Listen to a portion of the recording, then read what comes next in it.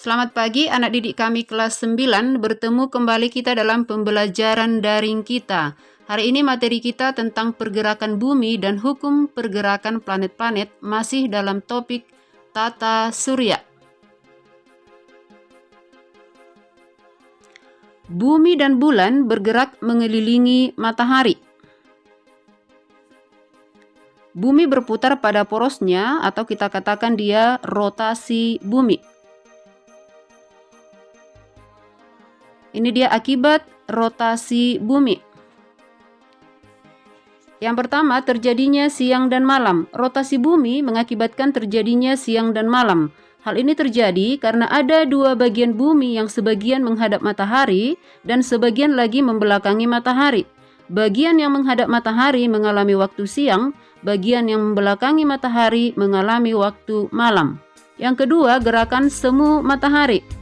Matahari sebagai pusat tata surya yang dikelilingi oleh planet-planet di dalam orbitnya termasuk bumi.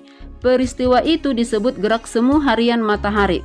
Pergerakan semu matahari disebabkan oleh rotasi bumi yang membuat matahari seolah-olah mengelilingi bumi.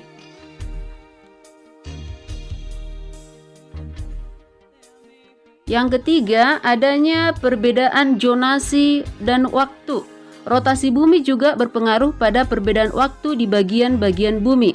Terdapat 24 daerah waktu yang ada di bumi. Pusat waktu berada di kota Greenwich, Inggris yang terletak pada bujur 0 derajat.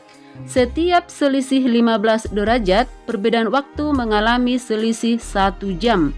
Bagian bumi di sebelah timur Greenwich mengalami waktu yang lebih cepat dari Greenwich, sedangkan bagian bumi yang di sebelah barat Greenwich mengalami waktu yang lebih lambat. Kemudian adanya perbedaan percepatan gravitasi bumi. Rotasi bumi mengakibatkan gerakan yang arahnya menjauhi pusat. Akibatnya bumi menjadi tidak bulat sempurna. Ada bentuk tidak baku di kedua kutubnya dan mengembang pada khatulistiwa, sehingga diameter kutub bumi lebih kecil daripada diameter khatulistiwa. Hal ini berakibat pada percepatan gravitasi di daerah kutub lebih besar dibandingkan khatulistiwa. Pembelokan arus laut atau arah arus laut. Angin mengakibatkan terjadinya arus laut. Pada belahan bumi selatan, arah arus laut berbelok searah perputaran jam. Pada belahan bumi bagian utara, arah arus laut berbelok berlawanan dengan arahnya putaran jarum jam. Gerak pembelokan arah angin dan pembelokan arus laut disebut efek Coriolis. Kemudian, bumi beredar mengelilingi matahari atau revolusi bumi. Gerakan bumi mengitari matahari yang berlangsung selama periode 1 tahun penuh sampai kembali ke titik awalnya disebut dengan revolusi bumi. Kemudian akibat dari revolusi bumi.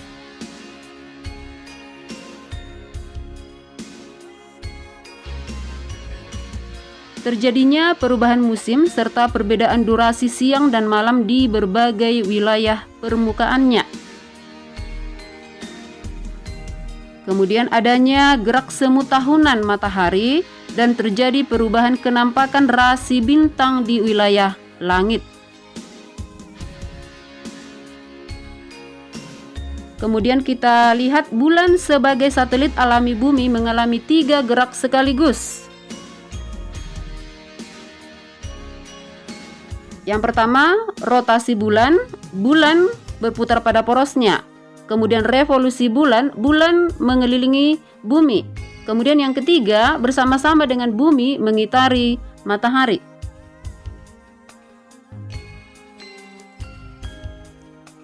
Bulan yang mengelilingi bumi disebut berevolusi. Kala revolusi bulan adalah 27,3 hari. Kala revolusi disebut juga sebagai 1 bulan sideris. Perpaduan antara gerakan bulan mengorbit bumi dan bumi mengorbit matahari mengakibatkan selang waktu dari bulan purnama ke bulan purnama berikutnya. Lama waktu ini yang biasa disebut dengan 1 bulan sinodis. Ya, kemudian kita lihat mengenai fase bulan. Fase bulan adalah bentuk bulan yang berbeda-beda saat diamati dari bumi. Terdapat beberapa fase bulan, yaitu yang pertama fase bulan mati atau bulan baru, fase bulan sabit, bulan separuh, kemudian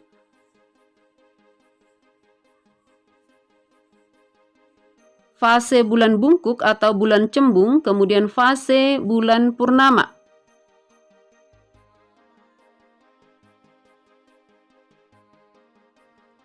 Fase-fase bulan tersebut digambarkan sebagai berikut. Ini dia posisi-posisi pada saat bulan sabit, bulan baru, kemudian bulan cembung, bulan purnama.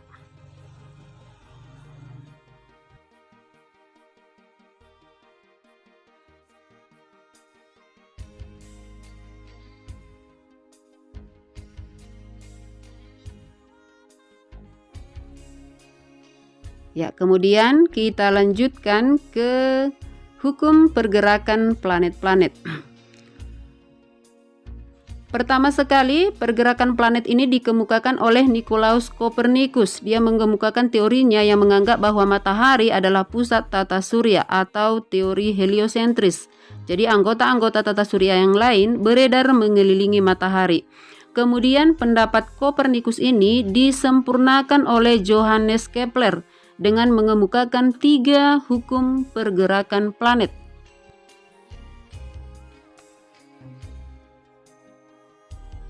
Hukum 1 Kepler. Orbit setiap planet berbentuk elips dan matahari terletak pada salah satu fokusnya.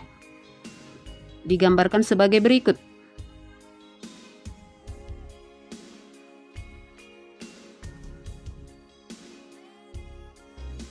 Kemudian hukum 2 Kepler, dalam jangka waktu yang sama, garis yang menghubungkan planet dengan matahari selama revolusi planet tersebut akan melewati bidang yang luasnya sama. Nah, seperti pada gambar, luas sapuan pertama dengan luas sapuan yang kedua itu luasnya sama, walaupun kita lihat seolah-olah berbeda. Itu dia maksud dari hukum 2 Kepler.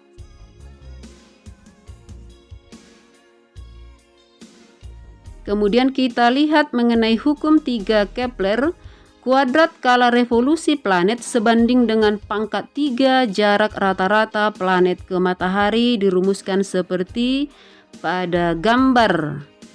Ya, demikian materi kita untuk hari ini ya, mengenai pergerakan bumi dengan hukum-hukum pergerakan planet.